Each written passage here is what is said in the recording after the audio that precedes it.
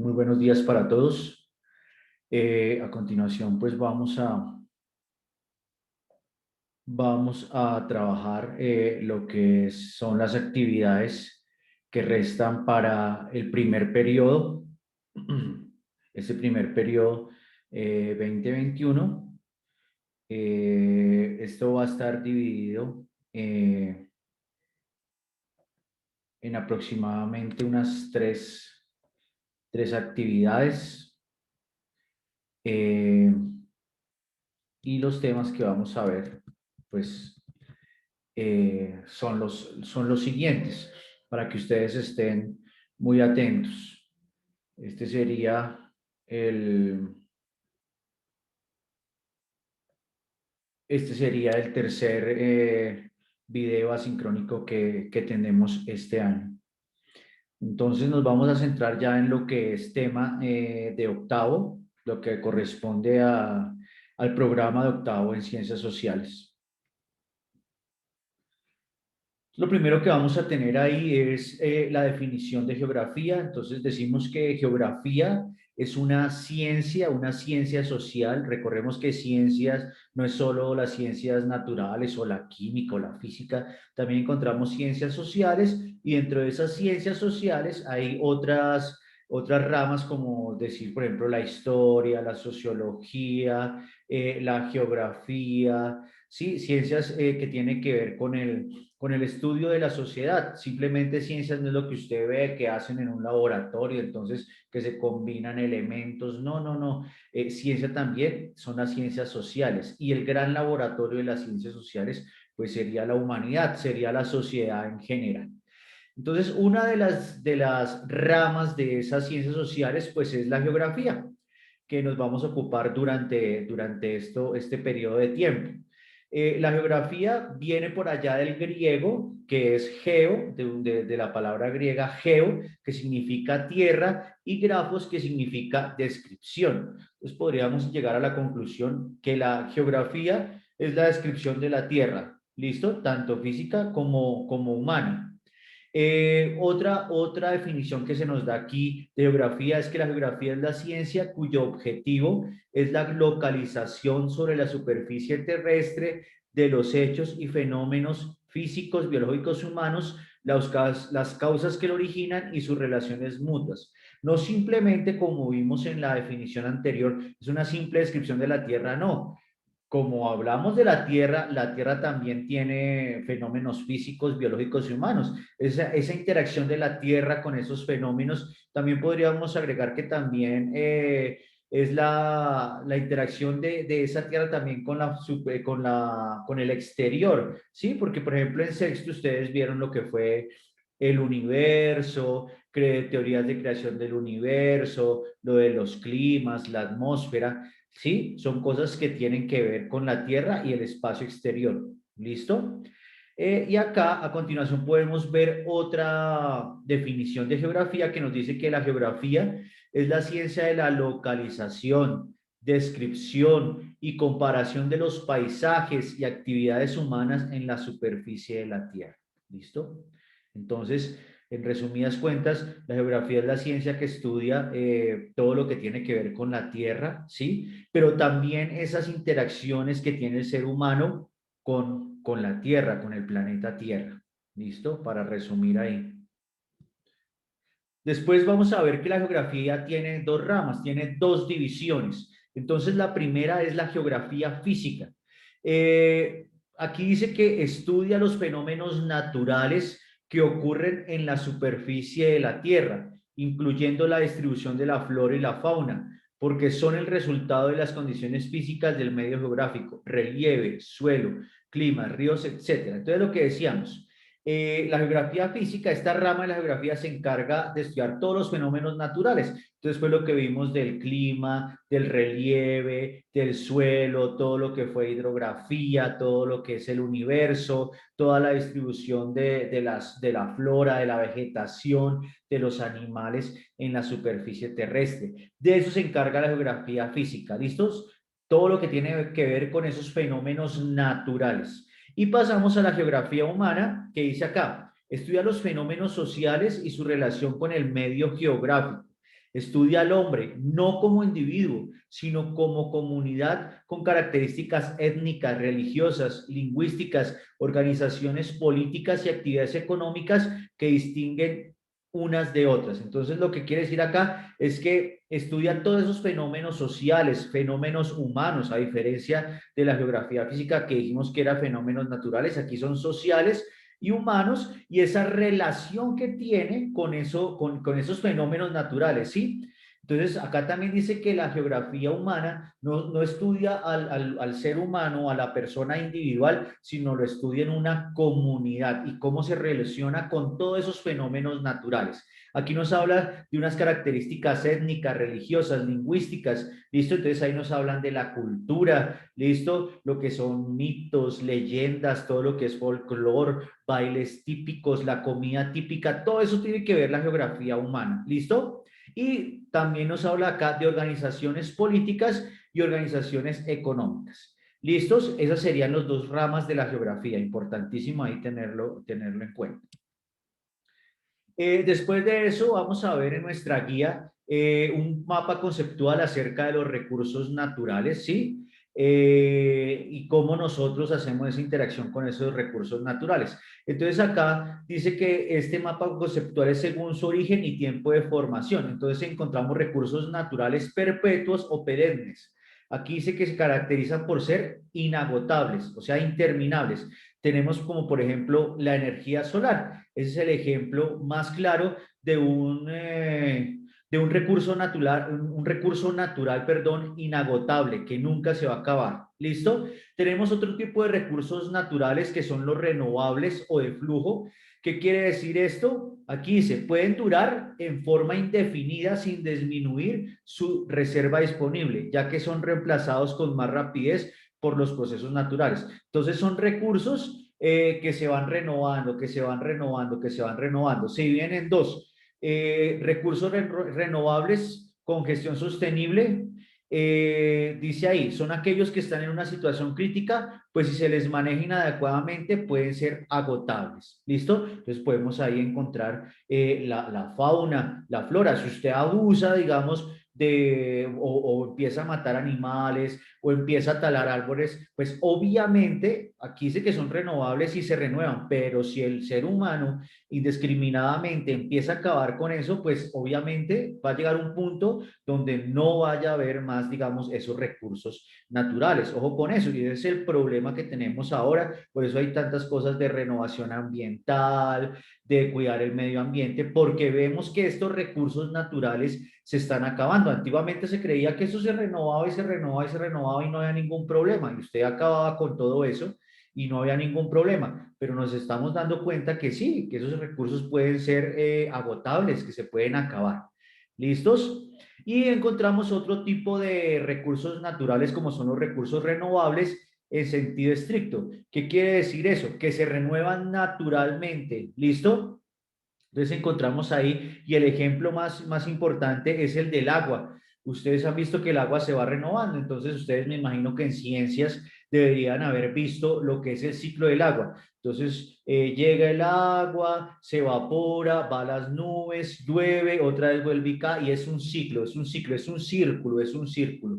¿Listos? Eso quiere decir un ciclo, un círculo. Entonces eso quiere decir que el agua cumple ese ciclo y es una fuente renovable estricta. ¿Listo? Pero nos hemos dado cuenta también que el agua, si la contaminamos, pues sí puede haber agua ahí, pero no puede ser apta para el consumo humano. Entre otros ejemplos, ahí fuera del agua encontramos el aire puro, la energía eólica, que es la energía del aire. ¿Listo? Esos serían los recursos renovables. Y finalmente tenemos los recursos no renovables, que son los recursos que se encuentran en cantidades fijas. ¿Listo? Estos, a diferencia, se encuentran en la corteza terrestre y la única posibilidad de renovación es a través de procesos geográficos o químicos que requieren millones de años, millones de años. ¿Listos? Estos recursos no renovables, los no renovables, se encuentran divididos en, entonces, destructibles por el uso. como decir el petróleo, el gas y el carbón. Recuerden que estos recursos, petróleo, gas y carbón, son los que más se utilizan para mover las máquinas, para mover los carros. ¿Listos? Se encuentran en la corteza terrestre, pero tienen una capacidad limitada. Va a llegar un punto donde se saque todo ese petróleo, eso que está ahí en la tierra, y ya no se va a encontrar más. ¿Listo? Hay otros recursos no renovables que son los reutilizables en parte, como decir los minerales metálicos. Usted llega, puede hacer una mesa, pero esa mesa, digamos, en metal la puede fundir. Si ya no la utiliza más, usted llega y bota eso, funde eso y vuelve a reutilizar ese metal. Son los recursos no renovables reutilizables. ¿Listo? Y tenemos finalmente los potencialmente renovables que pues, se podrían renovar probablemente, como son los minerales no metálicos. ¿Listos? Esa sería la división de los recursos naturales, y esto es importante verlo porque esa interacción que hay entre el humano con la tierra, y eso ya lo habíamos visto en la definición de geografía. ¿Listo? Importantísimo esto. Entonces, las actividades de la semana uno tienen que ver con este tema. Entonces, el primer punto es elabora y realiza una exposición en una cartelera. Puede ser un pliego, puede ser un cuarto de cartulina, puede ser hasta un octavo, en la que señales los principales recursos naturales de la región, del municipio, la localidad. Entonces, ustedes miran en la localidad. Entonces, localidad, recordemos que muchos están ubicados en la localidad Quinta, que es la localidad de Usme. Entonces, según el mapa conceptual que vimos anteriormente, usted mira, no, hay tales recursos, son renovables, son no renovables, y ahí dice, hay que indicar el uso que se hace de los mismos. Entonces, hacer una cartelera donde se señalan los principales recursos naturales del lugar donde usted vive, y hay que explicar cuál es el uso que se hace de esos recursos. Entonces, no, aquí el metal lo utilizan para hacer mesas, lo utilizan para hacer ventanas, para tal y tal cosa. Eso es lo que usted tiene que explicar en su cartelera, y eso es el primer punto. Segundo punto, con ayuda de los informes del IDEAM. El IDEAM es el que se encarga, como digamos, de predecir los diferentes cambios climáticos. ¿Listo? Los noticieros de televisión, prensa y la radio señalan los sitios en Colombia más afectados por inundaciones, deslizamientos o incendios forestales. Busca cuáles son las actividades económicas que se realizan en dichas regiones. ¿Listo? Entonces usted va a buscar, va a hacer una búsqueda en la página del IDEAM, en los noticieros, si tiene capacidad de ver periódicos o en la radio, y va a buscar cuáles son los lugares donde hay más inundaciones, listo, inundaciones, deslizamientos de tierra e incendios forestales, y va a buscar también cuáles son las actividades económicas que se realizan en dichas regiones, en esas regiones afectadas por estos desastres naturales.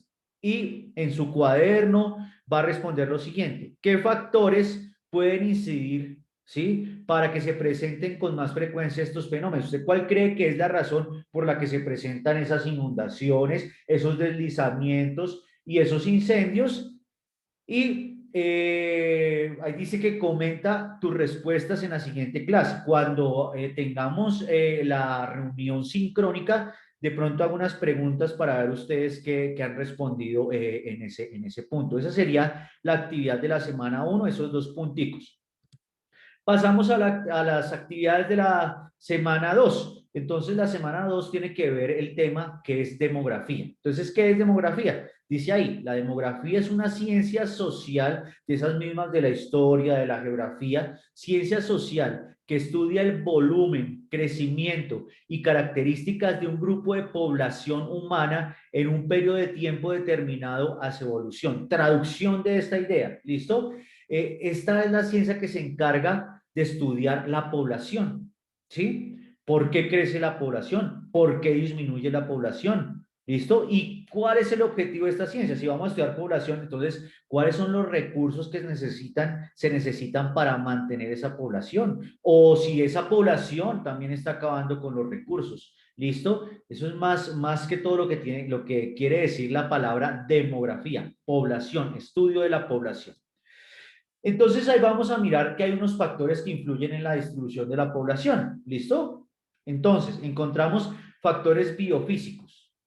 Entonces dice ahí, son los relacionados con la disponibilidad de recursos del suelo, subsuelo, las condiciones de relieve, clima, hidrografía y la ocurrencia de fenómenos como sismos, tsunamis, erupciones volcánicas, sequías o inundaciones. ¿Listo? En esos factores biofísicos, entonces encontramos que el relieve, el clima, la hidrografía tiene que ver mucho para que haya mucha población o haya muy poca. Como ustedes de pronto pudieron ver por allá en sexto, las grandes civilizaciones como Egipto, China, Grecia, Roma, India, se ubicaron cerca de ríos, Mesopotamia también, recordemos que ahí tenían los ríos Tigris y Éufrates, se ubicaron cerca de los ríos. El río es sinónimo de vida, ¿listo? Porque ahí pueden regar las matas, ahí encontramos peces, los animales van a tomar ahí agua. Y entonces al lado de los ríos es donde se encuentra mayor población, ¿listo? Un clima, digamos, muy frío, si usted, digamos, en Alaska, allá usted va a encontrar muy poca población. ¿Por qué? Porque las condiciones climáticas son difíciles, entonces muy pocas personas viven ahí. A eso se refieren los factores biofísicos, ¿listo? Por ejemplo, donde hay volcanes, pues va a ser difícil vivir ahí, ¿listo? En un desierto usted tampoco va a encontrar mucha población, ¿listo? Entonces, esos son esos factores físicos que afectan la población. En un desierto, poca población porque las condiciones son difíciles. Al lado de un río, en un valle, usted va a encontrar mucha población, ¿sí? Porque ahí se dan las condiciones para que haya vida, para que la gente se reúna, realice sus actividades económicas. Esos son los factores biofísicos, factores que afectan naturales al crecimiento o decrecimiento de la población. Y hay otro tipo de factores ahí que influyen en la distribución de la población, que son los factores antrópicos. Y dice ahí la definición, se refieren a aquellas condiciones del territorio ocasionadas por la acción directa o indirecta del ser humano. ¿Listo? Ya vimos que los factores biofísicos tienen que ver con la naturaleza, lo natural, factores naturales. Estos factores antrópicos son los que tienen que ver con el ser humano. ¿Listo? No son naturales. Son cosas hechas por el ser humano, consecuencias del ser humano. Y ahí podemos ver, vean, entre ellos podemos señalar los conflictos bélicos, una guerra. Una guerra puede acabar con gran parte de la población. Por ejemplo, Primera, Segunda Guerra Mundial, murieron muchísimas personas. Zonas atractivas, dice ahí, para el empleo. Entonces vamos a ver más adelante, cuando veamos revolución industrial, que la gente empezó a salir del campo, ¿listo? Una sociedad rural y pasó a una sociedad urbana. ¿Listo? Recordemos que sociedad rural tiene que ver con el campo, la agricultura, la sociedad urbana es con las ciudades, las empresas. Entonces, en esa revolución industrial, las personas empezaron a salir del campo y pasar a la ciudad, y eso hace unos cambios ahí de población que van a ser importantes. Dice ahí, zonas de producción, lo que ya vimos, tasas de natalidad, entonces más nacimientos, ¿listo? Debido por allá a finales del siglo XIX vamos a encontrar que la población empieza a subir, a crecer, ¿listo? Porque ya hay medicinas, hay vacunas, la gente es tratada con más, mucho, los métodos de salubridad son mejores, ¿listo? De aseo. Entonces, por eso va a empezar a crecer la población y eso es natalidad. O vamos a encontrar tasas de mortalidad debido, por ejemplo, a lo que estamos viviendo ahora, una pandemia. Entonces encontramos por allá en la Edad Media que se dio la peste negra donde murió el 70% de la población europea por una enfermedad. ¿Listo? Vamos a ver en esta ocasión con este COVID-19 que la población o las pirámides de población también van a empezar a ver esas tasas de mortalidad en algunos lugares más altas. El turismo, listo, importante, porque mucha gente, pues en algunos meses del año, pues va a visitar algunos lugares y ahí va a crecer la población. Regiones que ofrecen altos índices de industrialización, el hambre, las enfermedades, lo que ya vimos, programas de planificación familiar, el empleo, facilidad para los transportes, zona de colonización auspiciada dirigida por el Estado, ¿listo? Entonces son esos factores hechos por el hombre y que ya los hemos ido explicando en el video. Aquí podemos ver una distribución de la población, ¿listo? Entonces podemos ver que en densidades altas, o sea, encontramos muchísima población. Entonces encontramos ahí regiones como el Lejano Oriente, que incluye Japón, China. Recuerde que China es el país más poblado del mundo.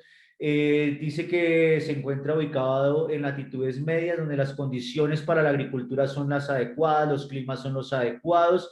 ¿Listo? Entonces, por esa razón se presenta población. Otras regiones muy pobladas encontramos ahí hacia el sur, dice ahí, que comprende India, Pakistán, Bangladesh, Sri Lanka y Myanmar, que son países con mucha población, con mucha densidad de población. ¿Cómo se calcula esa densidad de población? Se calcula número de habitantes de un lugar sobre superficie del territorio del país. Entonces podemos hacer esa cuenta, la densidad de población de Colombia. Entonces, pongámosle 50 millones de habitantes dividido por la superficie de Colombia y ese dato, ese resultado de dividir esos dos números nos da la densidad de población. La densidad de población es el espacio que nos corresponde a cada uno digamos, en el país o en un lugar.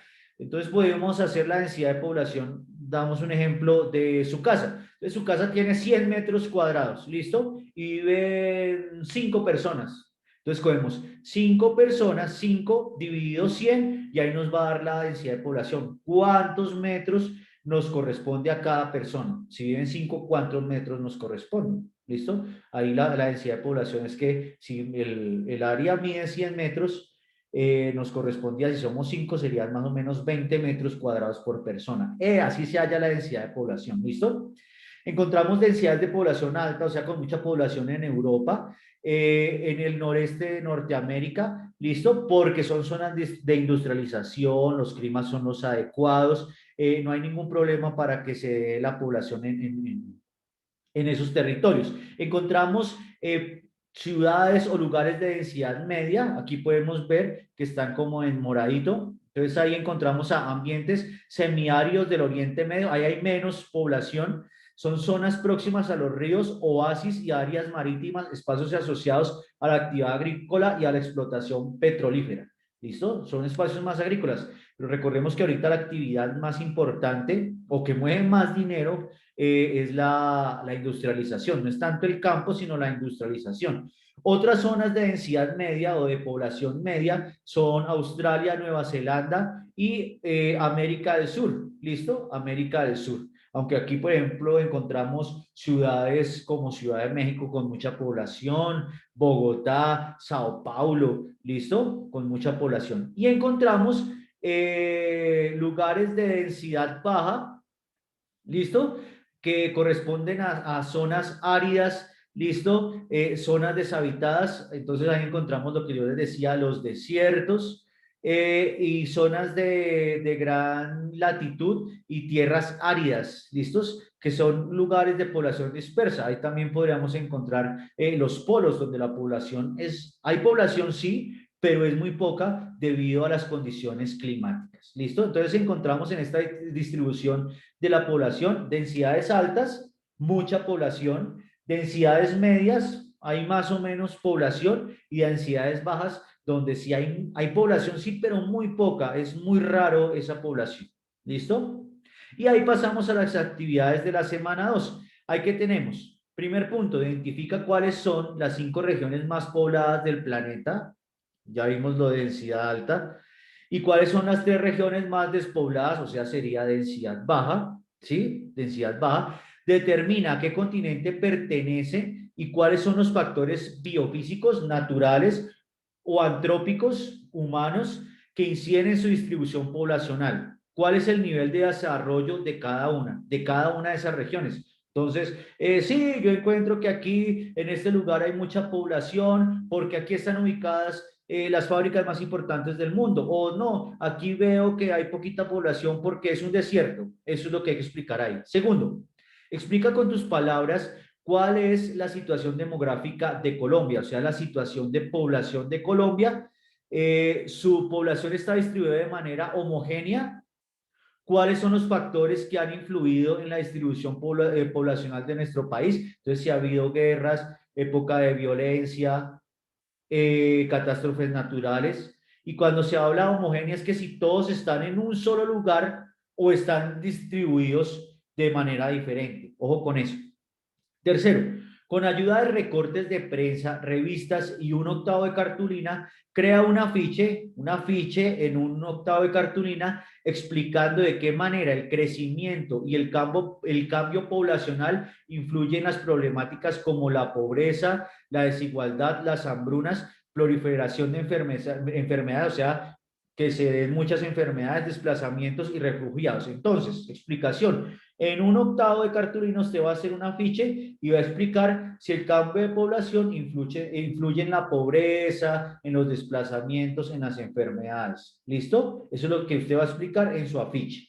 Y el cuarto punto, con base en la información obtenida en la figura 4, la figura 4 era lo de densidad de población, densidad alta, media y baja. ¿Listo?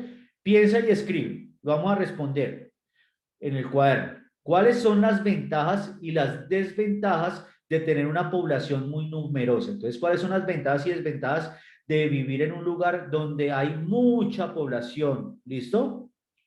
Y otra pregunta.